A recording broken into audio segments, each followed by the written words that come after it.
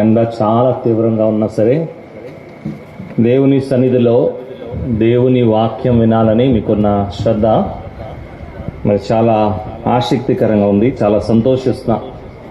మధ్యాహ్నం కూడా మరి దేవుని వాక్యాన్ని వింటకు మీరు చూపిన శ్రద్ధకై ప్రభు మిమ్మల్ని దీవించును గాక. మాట చదువుకుందాం. యాకోబు రాసిన పత్రిక 5వ అధ్యాయము. యాకోబు రాసిన పత్రిక 5వ అధ్యాయం నుంచి ఒక వచనాన్ని మనం చదువుకుందాం.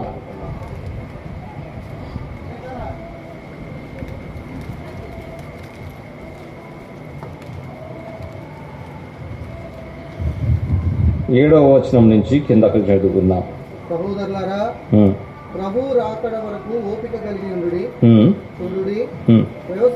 వ్యవసాయకుడు తొలకరి వర్షమును కడవరి వర్షమును సమకూడు వరకు విలువైన భూఫలము నిమిత్తము ఓపికతో కాచుకొనుచు దాని కొరకు కనిపెట్టును కదా. ప్రభు రాక సమీపించుచున్నది గనుక మీరును ఓపిక కలిగి ఉండుడి. చాలు, ఆగుదాం. ప్రభు రాక సమీపించుచున్నది గనుక అన్నాడు. The coming of the lord draweth నigh. ప్రభు రాక సమీపించుచున్నది అన్నాడు. ఇది భక్తుల ఒక భాష. ఎవరైతే యేసు ప్రభు ఒక రాకకై ఆశతో ఎదురు చూసే వారు ఉన్నారో వారి భాష ఏమంటున్నారు చెప్పండి? ప్రభు రాక సమీపించుచున్నది. మనము చాలాసార్లు మన భాష ఎలా ఉంటుంది అంటే, ప్రభు రాక ఆలస్యం అవుతుంది. మీ ప్రాంతంలో అంటారా ఇలాగా? ఒకవేళ అలా కాకపోతే ఇలా అంటారేమో, ప్రభు చిత్తమైతే, ప్రభు రాకడ ఆలస్యమైతే అంటున్నామా? భక్తులు మాట్లాడే భాష చూడండి. ప్రభు రాక సమీపించుచున్నది అంటున్నాడు. మనమేమో ఎంతసేపు ప్రభు రాకడ ఆలస్యము, ప్రభు రాకడ ఆలస్యము, ఇదే పదజాలం. ప్రార్థనలో ఇదే పదజాలం, ఈడుకోల్లో ఇదే పదజాలం. బ్రదర్, ప్రభు చిత్తమైతే, ప్రభు రాకడ ఆలస్యమైతే మరలా కలుసుకుందాం కదా. ప్రభు రాకడ ఆలస్యం అవుతుందా? ఒకసారి ఆలోచన చేయండి. మరి కొందరు నాతో మాట్లాడి, అన్నా బైబిల్లోనే రాయబడి ఉంది అలాగా అన్నారు. ఎక్కడ రాయబడి ఉందంటే చూడండి, మీరు కూడా అంటారేమో, అందుకే ఆ వాక్యము తీసి చదివిస్తున్నాను. పేతురు తన పత్రికలో రాస్తూ అంటున్నాడు చూడండి. పేతురు రాసిన 2వ పత్రిక 3వ అధ్యాయం 9వ వచనం చదివి మీరే చెప్పాలి. పేతురు అలాగ అంటున్నాడా లేకపోతే ఏం చెప్తున్నాడు? కొందరు ఆలస్యమని ఎంచుకున్నట్లు అసలు ఆలస్యము చేసేవాడు. అసలు బైబిల్ ఏ ఒక్క సందర్భంలో కూడా ప్రభు రాకడ ఆలస్యము లేకపోతే ఆలస్యం అవుతాదేమో అలా మాట్లాడట్లే. హెబ్రీ పత్రిక 10వ అధ్యాయం ఇంకా సూటిగా మాట్లాడుతున్నారు చూడండి. పరిశుద్ధాత్మ దేవుడు మనకిచ్చిన పదజాలం ఏంటో మనం జాగ్రత్తగా గమనించాలి. హెబ్రీ పత్రిక 10వ అధ్యాయం 37వ వచనం చూడండి. 10:37 హెబ్రీ. కాలము బహు కొంచెముగా ఉన్నది, అసలు చూడండి, వచ్చుచున్నవాడు ఆలస్యము చేయడు. ప్రభు రాకడ ఆలస్యమని కొందరు అనుకుంటున్నాడు. అది ప్రభు ఉద్దేశం కాదు, అసలు భక్తుల ఉద్దేశం మరీ కాదు. వచ్చేవాడు వస్తాడు, ఆలస్యము చేయడు. మరి మనం ఎందుకు ప్రభు రాకడ ఆలస్యము అవుతే ఏమో అన్నట్లు ఎందుకు మాట్లాడుతున్నాం? జాగ్రత్త పడతాం.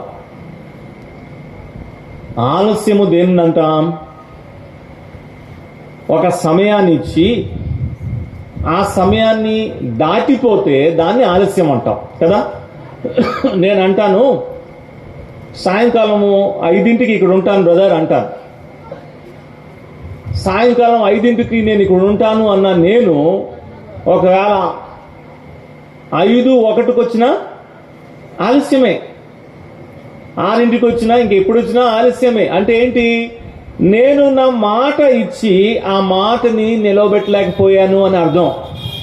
మాట దాటాను అని అర్థం కదా. అలాగైతే ఒకసారి ప్రభువుని ఉద్దేశించి ఆలోచించండి. ప్రభు మాట దాటివాడా? మాట ఇచ్చి ఆ మాటని ఆయన దాటివేసేవాడుగా కనబడుతున్నాడా? భూమి ఆకాశమును గతించిపోనుగా నా మాట అంత స్థిరముగా ఉన్న ప్రభు అసలు ఆలస్యం ఎలా చేస్తాడో మనమే ఆలోచన చేయాలి. అందుకే ప్రభు రాకడ ఆలస్యం అయితే అనే మాట కూడా సరైనది కాదు. మనం అలా ఊహించకూడదు కూడా. అంటే ఏ ఊహించుకుంటున్నాము? ఒకవేళ ప్రభు తన మాట దాటితే అసలు బ్లాస్ఫేమియస్, దేవదూషణ కింద వస్తుంది. అలా అనకూడదు. ఒకవేళ ప్రభు తన మాట దాటితే, ఏం ప్రభు మాట దాటుతాడా? పేతురు చాలా చక్కగా చెప్పాడు. ఏమన్నాడు తెలుసా? మీ పట్ల దీర్ఘశాంతము కలిగి ఉన్నాడు. అంతే. మన పదజానాన్ని సరి చేసుకుందాం. ఇలా అందాం, ప్రభు చిత్తమైతే, ప్రభు మనకి ఇంకా సమయం ఇస్తే మరలా కలుసుకుందాం బ్రదర్. అంతే. ఇది సరిపోతుంది. ప్రభు రాకడ ఆలస్యం అయితే అంటే అవుతుందేమో, చెయ్యొచ్చేమో అనే పదజాలం అది మంచిది కాదు. అదైతే అది నా అంశం కాదు. మనము క్రీస్తు న్యాయపీఠము దగ్గర ఎప్పుడు వస్తాము అనే అంశము. ఉదయకాల సమయంలో యేసు ప్రభు ఒక రాకడ గురించిన బోధన మనం చూసాం. ఈ బోధ ప్రారంభించింది మన ప్రభువైన యేసు క్రీస్తే. యేసు ప్రభువే మొట్టమొదటిసారి తన శిష్యులకి ఏం చెప్పాడంటే, నేను తండ్రి దగ్గరికి వెళ్ళి మరలా తిరిగి వస్తాను అని మొట్టమొదటిసారి శిష్యులకి ప్రభువే చెప్పాడు. పరిచర్య చేస్తున్న దినాల్లోనే చెప్పాడు. ఇంకా శిలువ మరణం పొందలేదు, ఇంకా సమాధిలో పెట్టబడలేదు, ఇంకా ఆయన తిరిగి లేవలేదు. కానీ దానికన్నా ముందే చెప్పాడు, నేను తండ్రి దగ్గరికి వెళ్తాను, మీ కొరకై స్థలాన్ని సిద్ధపరుస్తాను, సిద్ధపరిచిన తర్వాత నేను మరలా వచ్చి నేనెక్కడున్నాను అక్కడ మీరు కూడా అన్నట్లు మిమ్మల్ని తీసుకువెళ్తా. ఈ బోధ ప్రారంభించింది ప్రభువే. అంత మాత్రమే కాదు, తన మరణ పునరుత్థానం తర్వాత కూడా ప్రభు నేరుగా చెప్పాడు ఈ మాట. ఏ మాట? నేను మరలా వస్తాను అనే మాట యేసు ప్రభు తన మరణ పునరుత్థానం తర్వాత తన శిష్యులకి మరలా చెప్పాడు. చూడండి, యోహాను సువార్త 21వ అధ్యాయము. యోహాను సువార్త 21వ అధ్యాయం మనందరికీ బాగా పరిచయమైందే. శిష్యులు యేసు ప్రభు మాటని త్రోసివేసి మరలా వాళ్ళ పాత వృత్తికి వెళ్ళిపోయారు కదా, చేపలు పడడానికి వెళ్ళిపోయారు కదా. ఆ రాత్రి ప్రయాసపడారు, ఏమీ దొరకలేదు. ప్రభు వారిని దర్శించి వారిని రెస్టోర్ చేస్తున్నాడు, పునరుద్ధరిస్తున్నాడు. అయితే ఆ సందర్భంలో ప్రభు వాళ్ళతో మాట్లాడి వాళ్ళని మరలా ప్రభు అప్పగించిన పనిలో పెట్టి పేతురుతో అన్నాడు. చూడండి 20వ వచనంలో, లేకపోతే పేతురుని ప్రభు అన్నాడు, నువ్వు నన్ను వెంబడించు అన్నాడు. సరే, 20వ వచనం చదువుదాం. పేతురు వెనుకకు తిరిగి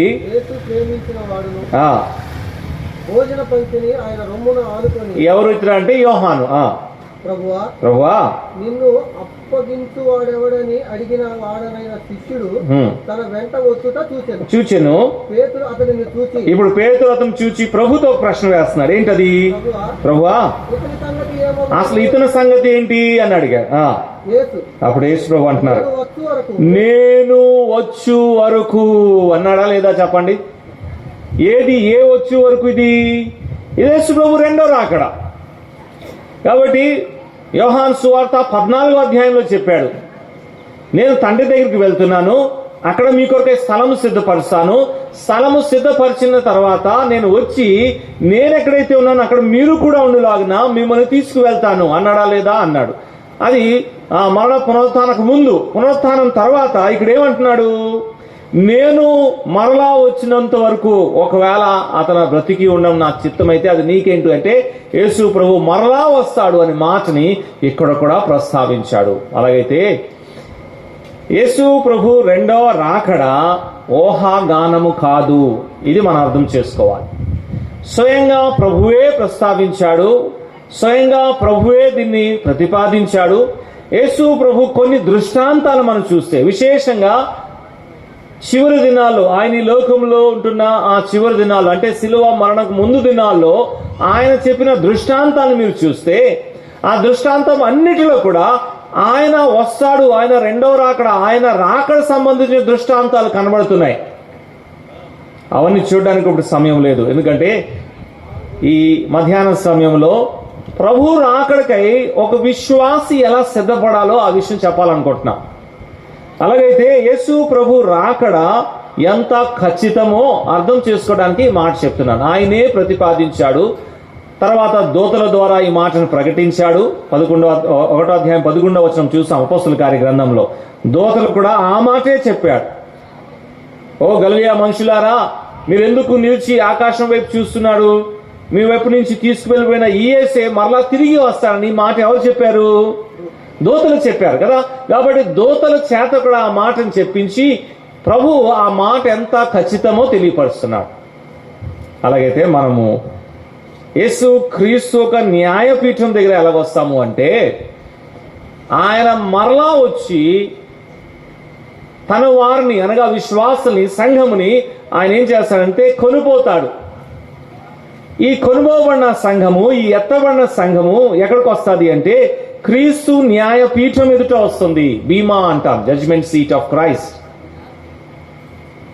ఇక్కడ విశ్వాసులు విమర్శించబడతారు. వాస్తవమే కాగా యేసు క్రీస్తునందున్న వారికి ఏ శిక్ష విధి లేదు, ఇది వాస్తవమే. కాబట్టి ఇక్కడ మనం విమర్శించబడతాం, అయితే ఇక్కడ శిక్ష విధి ఉండదు. మన పనిని బట్టి మనము ప్రతిఫలము పొందుతాం. అది రేపు ఉదయకాల సమయంలో మనం చూద్దాం. రేపు ఉదయకాలము, మధ్యాహ్నము ఈ 2 సెషన్లో కూడా ఆ న్యాయపీఠం ఎదుట ఏమేమి సంభవిస్తుందో మనము చూడబోతున్నాం. అలాగైతే ఈ మధ్యాహ్న సమయంలో ప్రభు రాకడ సమీపంగా ఉంది. యేసు ప్రభువునందు విశ్వాసం ఉంచిన వ్యక్తిగా నేను చేయవలసిన బాధ్యత ఏంటి, పని ఏంటి, ఎలాగా నన్ను నేను సిద్ధపరచుకోవాలి? నిరీక్షణ ఉంటే, ప్రభు రాకడిని మనము ఆశతో ఎదురు చూసేవారుగా ఉంటే మనం ఈ పని చేసేవారుగా ఉంటాం. కనీసము 4 విషయాలు జ్ఞాపకం ఉంచుకుందాం.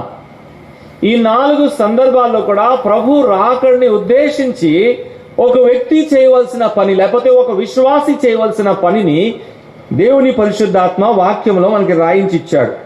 దాంట్లో మొట్టమొదటిది భక్తుడైన యోహాను, అపోస్తలుడైన యోహాను రాసిన మొదటి పత్రిక 3వ అధ్యాయం చూడండి, 2-3 వచనాలు చదువుకుందాం. దీంట్లో మొట్టమొదటిది, ప్రభు రాకడ సమీపించుతుంది గనుక ఒక విశ్వాసి చేయవలసిన మొట్టమొదటి పని. అపోస్తలుడైన యోహాను రాసిన మొదటి పత్రిక 3వ అధ్యాయం 2-3 వచనాలు. ప్రియులారా, ఇప్పుడు మనము దేవుని పిల్లలమై ఉన్నాము. ఇప్పుడు మనం దేవుని పిల్లలై ఉన్నాం.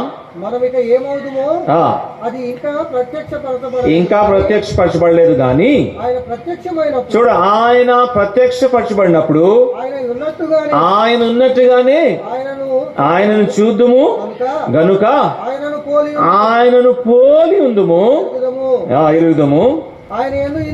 ఇప్పుడు చూడండి, ఈ నిరీక్షణ అంటే ఆయన రాకడ నిరీక్షణ. ఆయన యందు ఈ నిరీక్షణ పెట్టుకున్న ప్రతి వాడును ఆయన ఎలాగైతే పవిత్రుడుగా ఉన్నాడో తను తాను పవిత్రునిగా చేసుకునెను. కాబట్టి ఒక విశ్వాసి యేసు ప్రభు రాకకై ఎదురు చూసే వ్యక్తిగా మొట్టమొదటిగా చేయవలసిన పని ఏంటంటే పరిశుద్ధతలో కొనసాగాలి. యేసు ప్రభు ఎలాగా పరిశుద్ధంగా ఉన్నాడో మనము కూడా మనం పరిశుద్ధంగా ఉంచు మనం ఏం స్టేట్మెంట్ ఇస్తున్నామంటే, ప్రభువా నీ రాకకై నేను ఆశతో ఎదురు చూస్తున్నాను, నీ రాకకై నేను సిద్ధముగా ఉన్నాను. ఆయన వచ్చినప్పుడు ఆయన పోలి ఉందుము అన్నాడు. ఆయన ఎలా ఉన్నాడో అలాగే ఆయన్ని చూద్దాము, ఆయన్ని పోలి ఉందాం.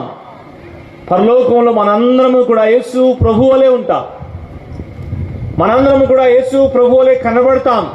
ఇదంతా ఆశ్చర్యకరమైన విషయం. అయితే మీరు అంటారు, మరి పరలోకంలో మనం ఒకరిని ఎలా గుర్తుపట్టేదన్నా? అందరము యేసు ప్రభువులే కనబడితే మరి ఎలా గుర్తుపడతాం ఒకరినొకరు? ఎలా గుర్తుపడతాం తెలుసా? మీరు నన్ను చూస్తారు, మీరు నన్ను చూసి ఇతను భవానీ శంకర్ అన్న కదా, ఇతనేంటి యేసు ప్రభులా కనబడుతున్నాడు. అప్పటికే మనం ప్రభువుని చూస్తుంటాం. ఆయన వస్తున్నప్పుడు ఆయన చూస్తాం కదా, మొట్టమొదటిగా ఆయన్ని చూస్తాం. ఆయన చూసి ఉండి ఆయన ఎలా కనబడతాడో అప్పుడు మనకు తెలుస్తుంది. అప్పుడు ఒకరినొకరు చూసినప్పుడు అందరం ఎలా కనబడతా ఉంటామంటే యేసు ప్రభువులే కనబడతాం. మీరు నన్నే చూస్తారు కానీ నాలో ఎవరు కనబడతారు? యేసు ప్రభు. శద్రక్ అన్న కదా, శద్రక్ అనేది యేసు ప్రభులా కనబడుతున్నాడు అంటాం. మనం ఆయన్ని పోలి ఉందుము అన్నాడు. సరే, అలాగైతే మొట్టమొదటిగా మనం చేయవలసిన పని ఏంటంటే, ఆ ప్రభు ఎలా పరిశుద్ధంగా ఉన్నాడో మనం ఏం చేయాలి? పరిశుద్ధపరచుకోవాలి. మనం పరిశుద్ధంగా జీవిస్తాం.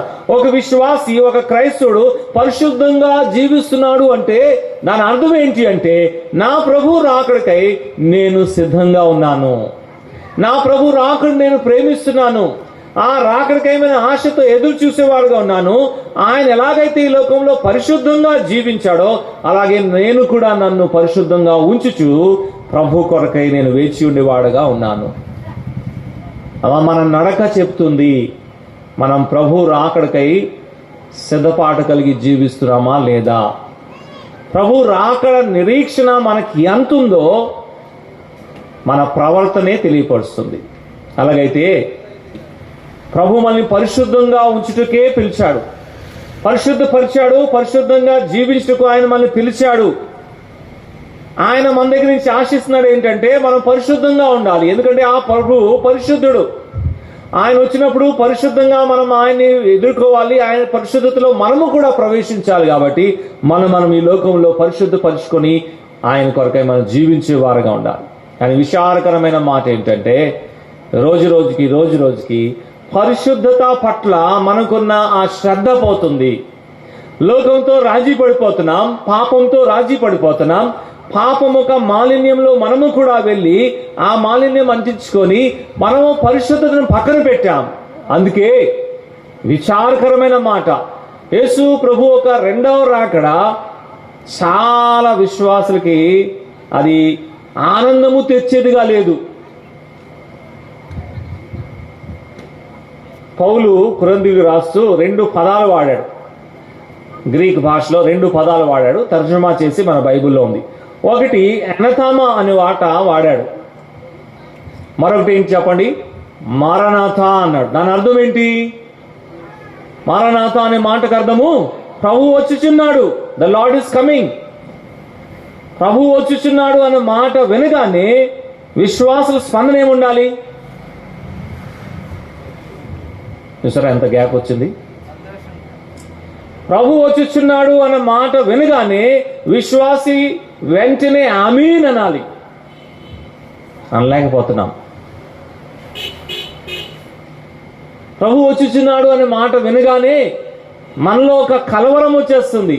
అమ్మో ఎలాగా, ఇంకా నేను సిద్ధపడలేదే, ప్రభు కొంత ఆలస్యం, మనమే ఇదే కొందరు అనుకున్నట్లు కొంత ఆలస్యం చేస్తే బాగుందే, ఇవాళ కాకపోతే రేపు రా ప్రభు అనేవారు కూడా ఉన్నారు. ప్రకటన గ్రంథంలో సంఘము ప్రభుతో చెప్తున్న మాట, ఆత్మ ప్రభుతో చెప్తున్న మాట ఏంటి? అవును ప్రభువా రమ్ము కదా. నేటి దినాల్లో మనలో ఎంతమంది మాట చెప్పగలము? సరే ఆలోచన చేయండి. యేసు ప్రభు రాకడ మనందరికీ ఆనందమే, సంతోషమే. కానీ మనలో ఎంతమంది యథార్థంగా అవును ప్రభు రమ్ము, ఇప్పుడే వస్తే ఇంకా బాగుంటుంది అని మనలో ఎంతమంది ఆశిస్తున్నారు? ఆ విధంగా ఎంతమంది మనం జీవిస్తున్నాం? పాపంలో ఉన్న వారి మాట అనగలరా? అపవిత్రతను జరిగిస్తూ మనసుని హృదయాన్ని అపవిత్రపరుచుకున్న వారి మాట అనగలరా? అలాగైతే నేను మొట్టమొదటిగా చేయవలసిన పని ఏంటి అంటే, ఆయన ఎలా పరిశుద్ధంగా జీవించాడో నేను అలాగే పరిశుద్ధపరచుకొని పరిశుద్ధతలో కొనసాగాలి. ఇది ఆప్షనల్ కాదు, నీకు నచ్చితే నువ్వు అలా జీవించు అని కాదు. It's a must. ఇది తప్పకుండా చేయాలి. అదే యోహాను అదే పత్రికలో 2వ అధ్యాయం 6వ వచనంలో చూడండి ఏమంటున్నాడు. యోహాను రాసిన మొదటి పత్రిక 2వ అధ్యాయం 6వ వచనం చూడండి ఏమంటున్నాడు. ఆయన వాక్యం ఎవడు గైకొనునో వానిలో దేవుని ప్రేమ నిజముగా పరిపూర్ణమాయెను. ఆయన యందు నిలిచి ఉన్నవాడు అని చెప్పుకున్నవాడు ప్రతివాడు ఆయన ఎలా నడుచుకున్నాడో అలాగే తాను నడుచుకునే బద్ధుడు, it's not a optional, it's a must. అలాగే నడుచుకునే బద్ధుడై ఉన్నాడు. యేసు ప్రభు పాపము లేనివాడుగా నడుచుకున్నాడు. యేసు ప్రభు పరిశుద్ధతలో నడుచుకున్నాడు. అలాగైతే ఇప్పుడు ఆయన యందు మనం నిలిచి ఉన్నామని చెప్తున్నాం. ఇప్పుడు మనం ఏం చేయాలి చెప్పండి? ఆయన వలె మనము కూడా నడుచుకునే బద్ధులై ఉన్నాం. It's a must. మొట్టమొదటిది నీవు నేను చేయవలసింది ఏంటంటే మన జీవితాన్ని శుభ్రపరచుకోవాలి, పరిశుద్ధపరచుకోవాలి. కానీ మాటల నుంచి మనం దూరం చేసుకోవాలి. సీరియళ్ళు ఉన్నాయి, టీవీలు ఉన్నాయి, సెల్ ఫోన్లు ఉన్నాయి, యూట్యూబ్లు ఉన్నాయి, ఇంటర్నెట్ ఉన్నాయి. అపవిత్రపరిచే చాలా విషయాలు మన జీవితాల్లో చోటు చేశాయి. ప్రభు రాకడికై నువ్వు ఆశతో ఎదురు చూసేవాడుగా ఉంటే ఇవన్నిటి నుంచి నువ్వు ఏం చేసుకుంటావంటే శుభ్రపరచుకుంటావు. అప్పుడు ఆ ప్రభు రాకడ నీకు ఆనందంగా ఉంటుంది. అలాగైతే మొట్టమొదటిగా మనం చేయవలసింది మనం పరిశుద్ధపరచుకోవాలి. ఎలా పరిశుద్ధపరచుకోగలము? ప్రభు మనకి కొన్ని సాధనాలు ఇచ్చాడు. మొట్టమొదటిది ఆయన వాక్యము. మనందరికీ తెలిసిందే కదా, యోహాను సువార్త 17వ అధ్యాయం 17వ వచనము ఏమన్నాడు చూడండి. అక్కడ ప్రతిష్ఠించు అనే మాట తెలుగులో వచ్చింది, కానీ ఇంగ్లీష్లో సాంక్టిఫికేషన్, సాంక్టిఫైడ్ అన్నాడు. అంటే ప్రత్యేకించు, పరిశుద్ధపరచు అన్నాడు. ఎలాగా? నీ వాక్యము ద్వారా కదా. యోహాను సువార్త 17వ అధ్యాయం 17వ వచనంలో నీ వాక్యము ద్వారా వాణ్ణి ప్రతిష్ఠించు అన్నాడు. నీ వాక్యము సత్యము కదా. ఆ మాటకి సాంక్టిఫికేషన్, సాంక్టిఫై అన్నాడు. పరిశుద్ధపరచు. ఎలాగ నన్ను నేను పరిశుద్ధపరచుకోగలను అంటే దేవుని వాక్యము ద్వారా. ఈ వాక్యం దగ్గరికి నేను రావాలి, ఈ వాక్యాన్ని నేను చదవాలి, ఈ వాక్యానుసారంగా నేను జీవించాలి. అప్పుడు నాలో ఆ పరిశుద్ధత కనబడుతుంది. కీర్తన 119వ కీర్తన మనం బాగా ఎరుగుదాము కదా. 11వ వచనంలో యవనస్తుడు అని మాట అన్నాడు కాబట్టి మనం ఏమనుకుంటా అంటే అది యవనస్తులకే వర్తిస్తుంది అంటున్నా కదా. ఏమన్నాడు చెప్పండి? యవనులు దేని చేత తన నడకను శుద్ధిపరచగలరు అంటే యవనస్తులకేనా? మనకు కూడా దేవుని వాక్యము చేతనే, నీ వాక్యం ద్వారా పంపాల్సి. అలాగైతే నన్ను నేను ఎలా పరిశుద్ధపరచుకోవాలంటే దేవుని వాక్యము మొట్టమొదటి ఆయన నాకు ఇచ్చాడు. ఆ వాక్యం దగ్గరికి వస్తే వాక్యం నాతో మాట్లాడుతుంది. నాలో ఉన్న లోపము, నాలో ఉన్న పాపము, నాలో ఉన్న అపవిత్రతని ఈ వాక్యము చూపెట్టినప్పుడు ఆ వాక్యాన్ని నేను అంగీకరించి నన్ను నేను పరిశుద్ధపరచుకోగలను. రెండవది విశ్వాసం ఇచ్చాడు దేవుడు. ఒక మాట చూడండి, అపోస్తులు ఈ మాట అంటున్నారు. అపోస్తుల కార్యగ్రంథం 15వ అధ్యాయం 9వ వచనం చూడండి.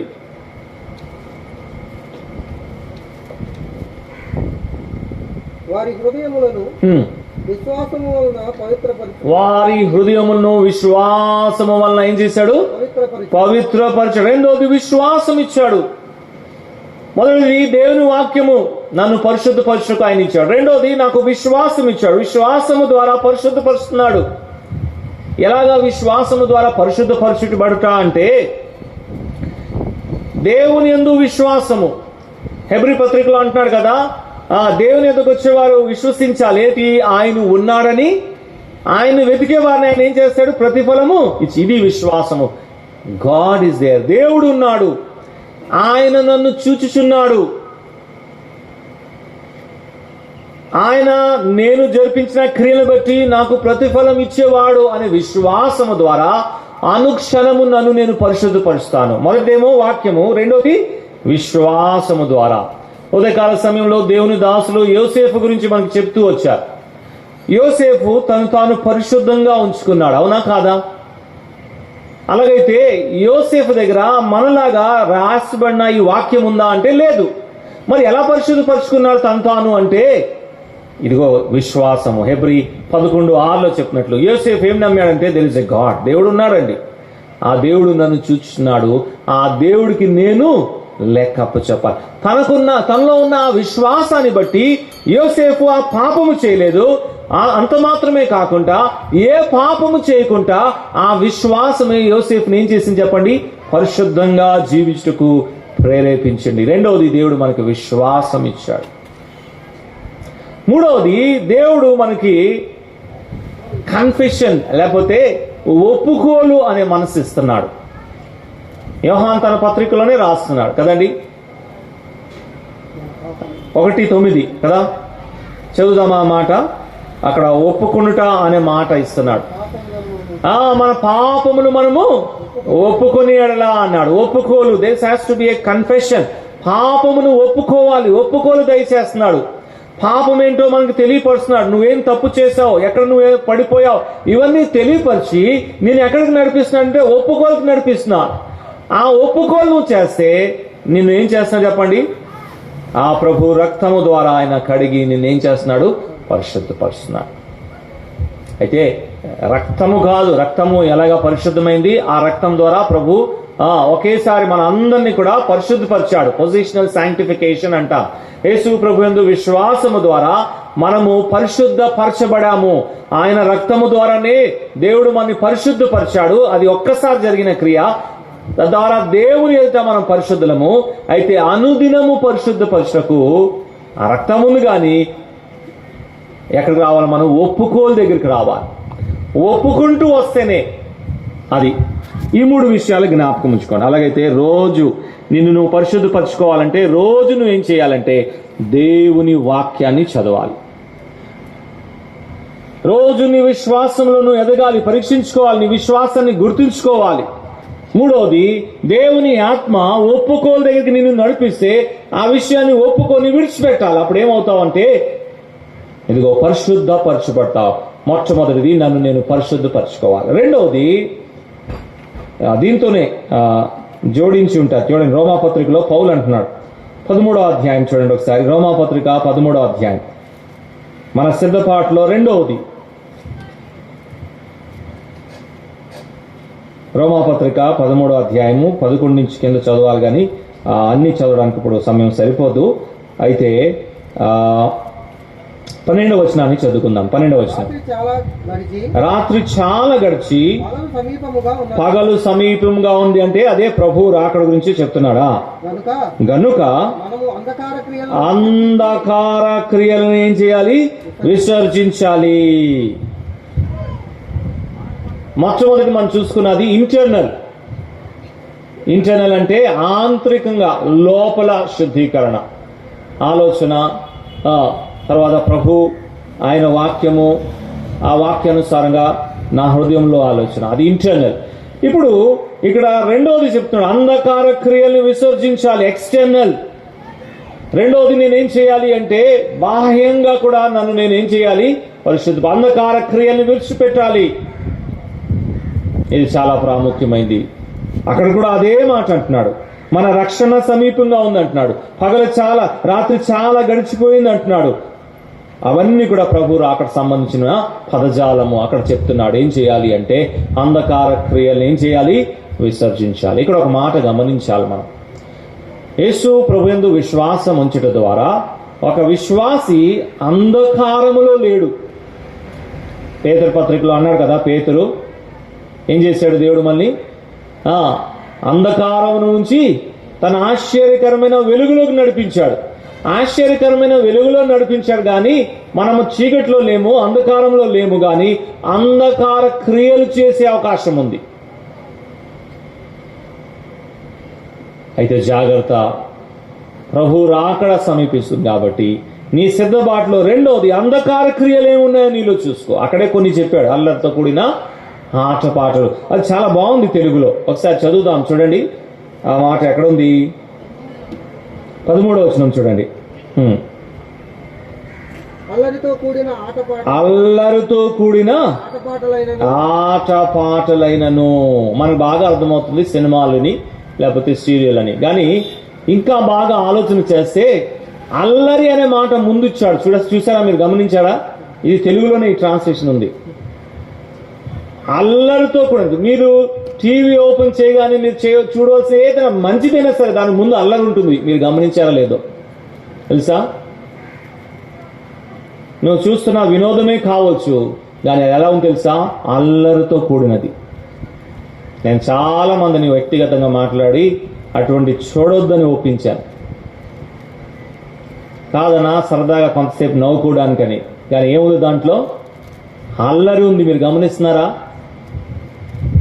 ఎంత దౌర్భాగ్యమైన స్థితి అంటే న్యూస్ చూడడానికి నువ్వు న్యూస్ ఓపెన్ చేసినా ముందు నీకు అల్లరే కనబడుతుంది.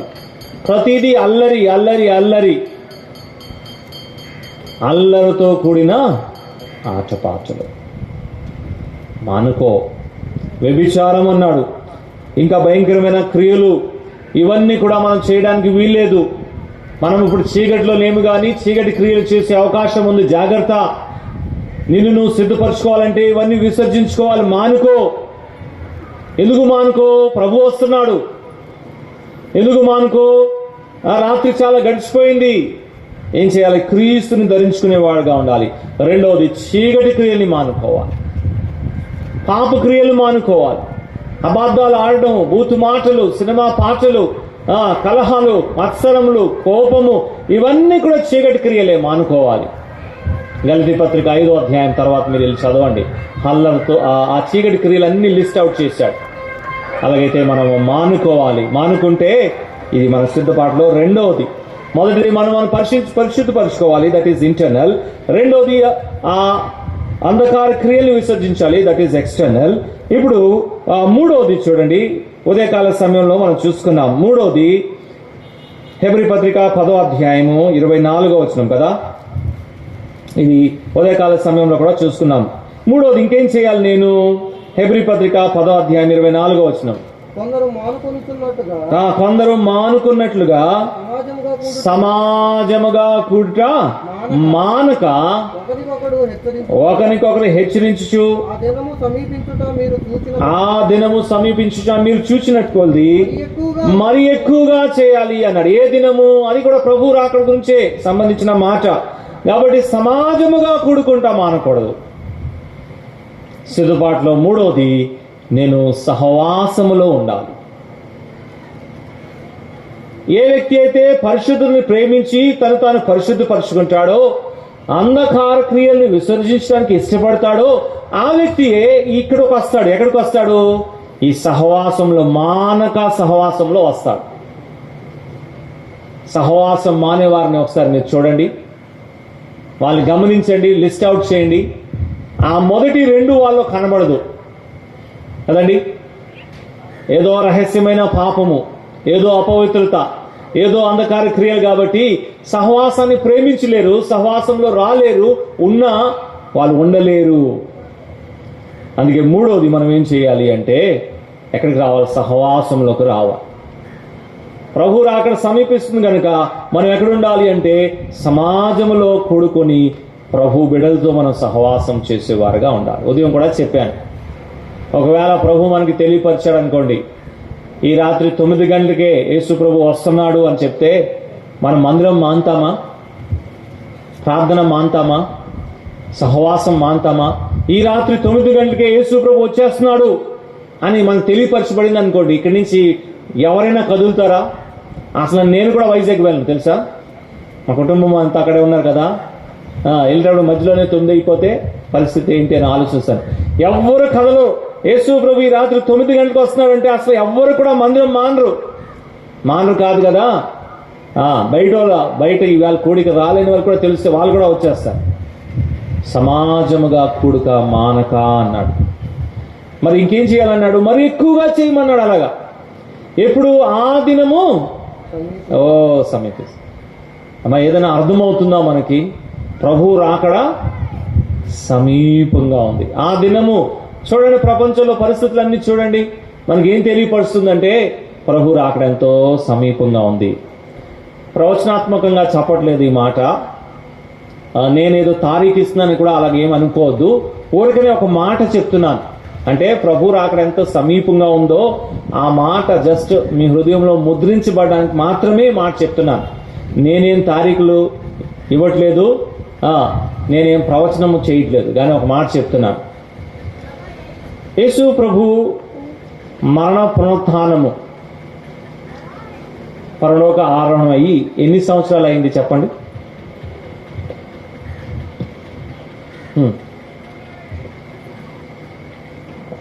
యేసు ప్రభు మరణము, పునరుత్థానము, పరలోక ఆరోహణ అయ్యి నేటికి ఎన్ని సంవత్సరాలు అయ్యాయి?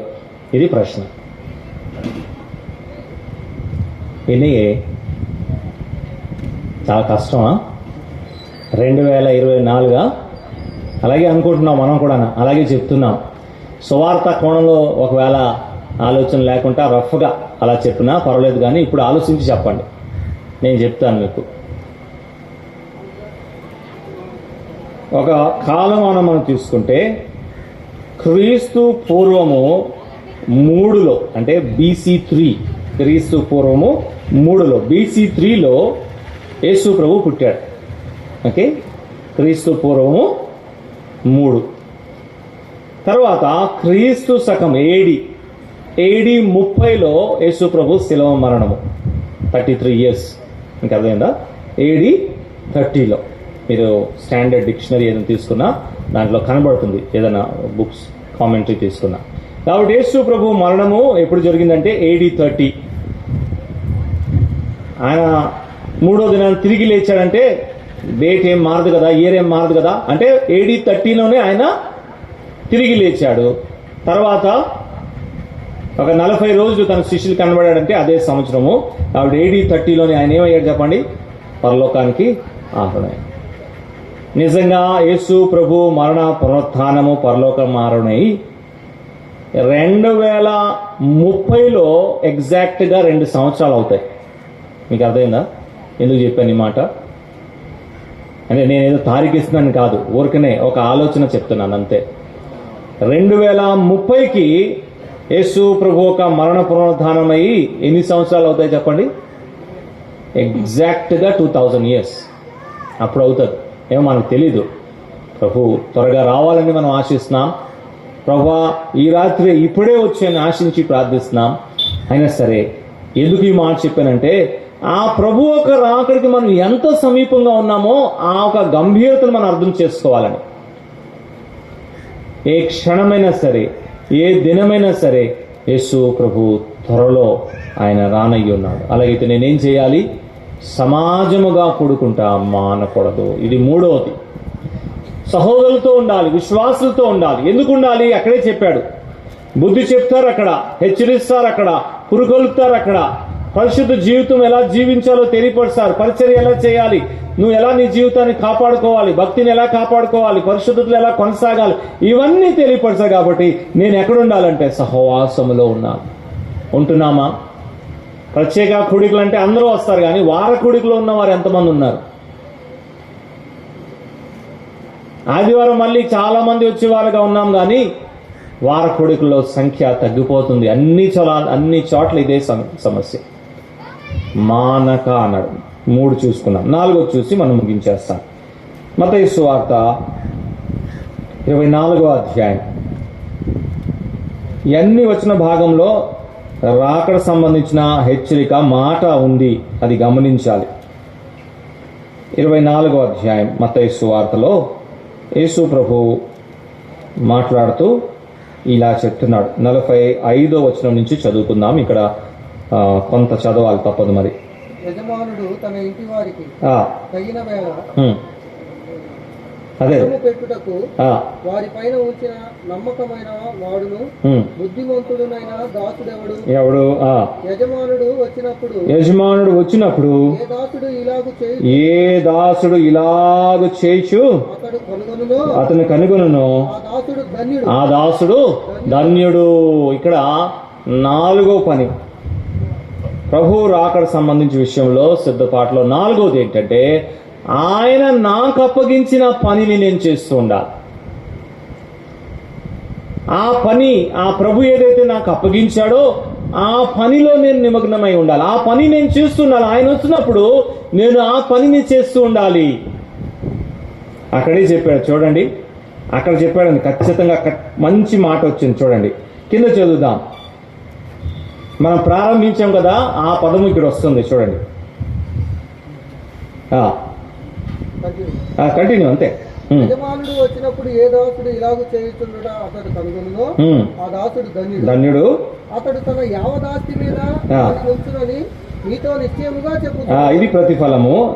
40. అయితే ఇక్కడ గమనించండి, అయితే దుష్టుడైన ఒక దాసుడు యజమానుడు ఏమనుకుంటున్నాడు చెప్పండి? ఏమనుకుంటున్నాడు? నా యజమానుడు ఆలస్యము చేయుచున్నాడని ఇట్ని అనుకుంటున్నాడు. ఇప్పుడు అటువంటి వారికి దేవుడు ఏం పేరు పెట్టినాడు చెప్పండి? దుష్టుడు అంటున్నాడు. ఇతనికి ఒక పని అప్పగించాడు, నువ్వు ఆ పని చేస్తూ ఉండాలి.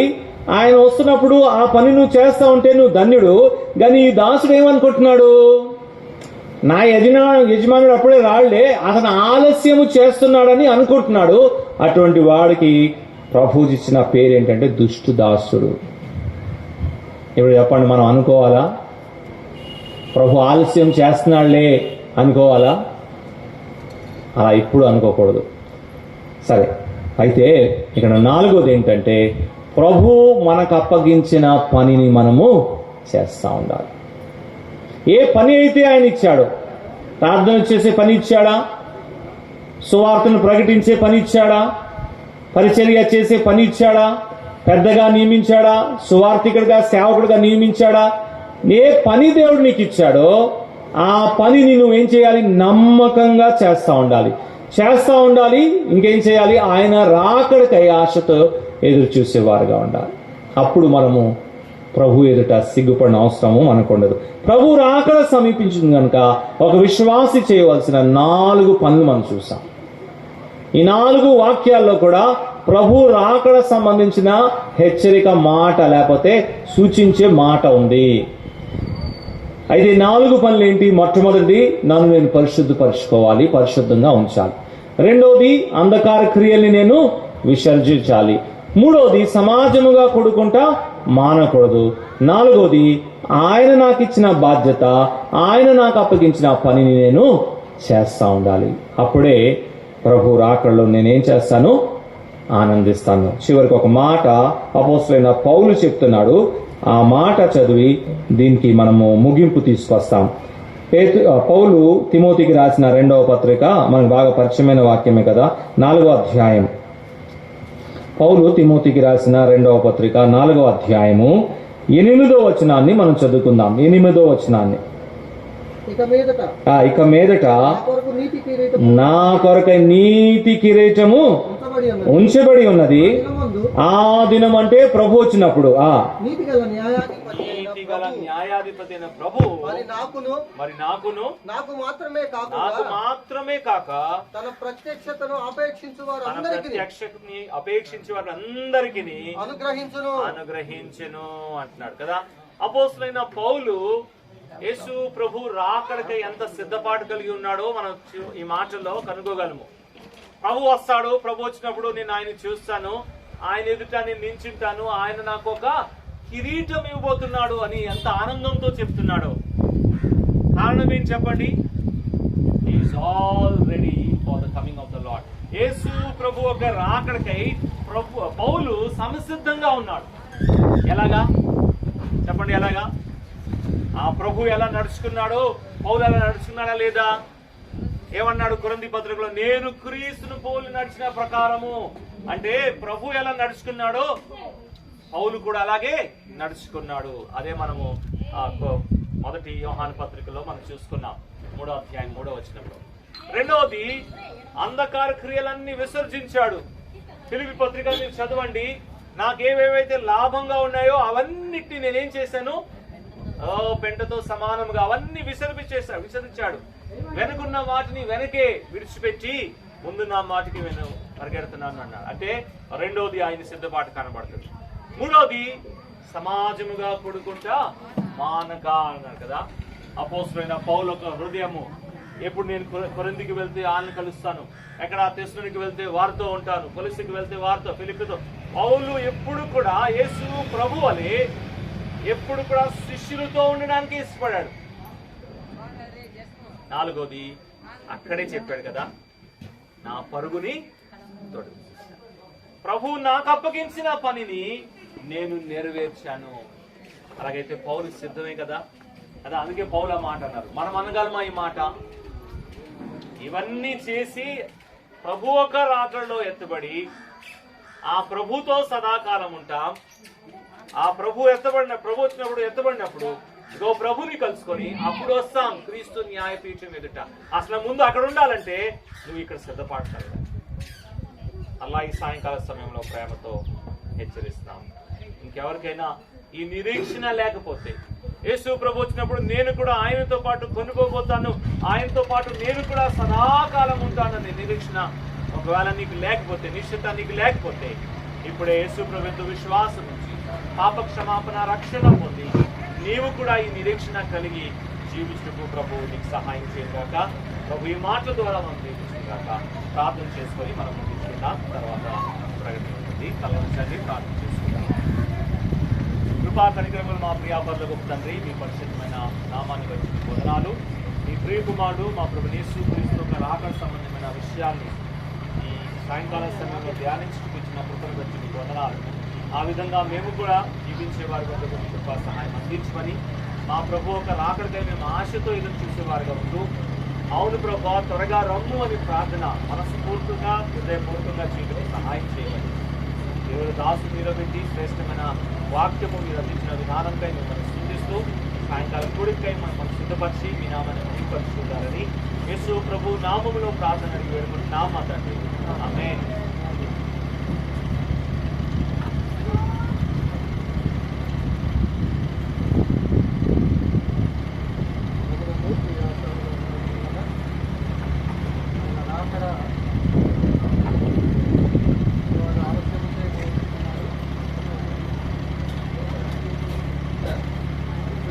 ఆయన రాకడ ఆలస్యం కాదు,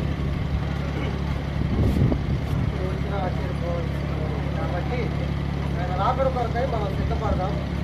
చెప్పుకొని దేవజనులు చెప్పిన 4 సంగతులను మన యొక్క హృదయంలో భద్రపరుచుకొని ప్రభు యొక్క ఉన్నతకు పరిశుభ్రతను మనం కాపాడుకుందాం, పరిశుభ్రతను కాపాడుకుందాం. మానక సమాజంలో అనే మాటను జ్ఞాపకం చేసుకుంటూ విశ్వాసాన్ని కాపాడుకుంటూ మనం జీవితాన్ని కొనసాగిస్తాం.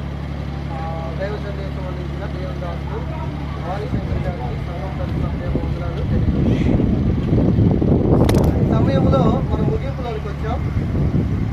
ఇంతటితో ఈ యొక్క 2వ సెషన్ ముగించబడింది.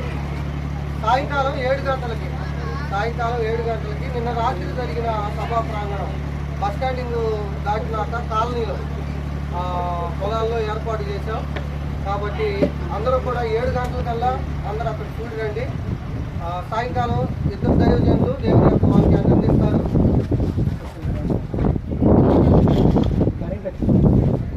సాయంకాలం 2 దైవజనులు దేవుని యొక్క వాక్యాన్ని అందిస్తారు. ముందుగా భవానీ శంకర్ గారి కూర్చోండి.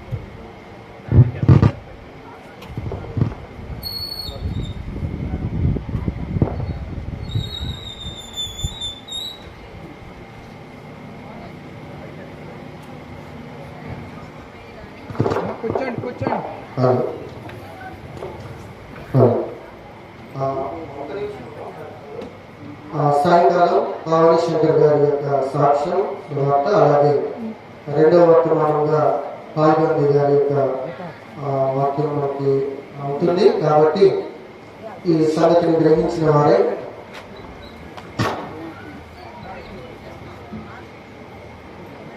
అందరూ కూడా సాయంకాలం 7 గంటలకే సువార్త కూడిక కాలనీలో ప్రారంభమవుతుంది. వచ్చిన వారికి అందరూ కూడా మీ పనులు మీరు త్వరగా ముగించుకొని సాయంకాలం కూడికకు త్వరపడి సిద్ధపడి రండి. అలాగే రేపటి దినాన 9:30 గంటలకు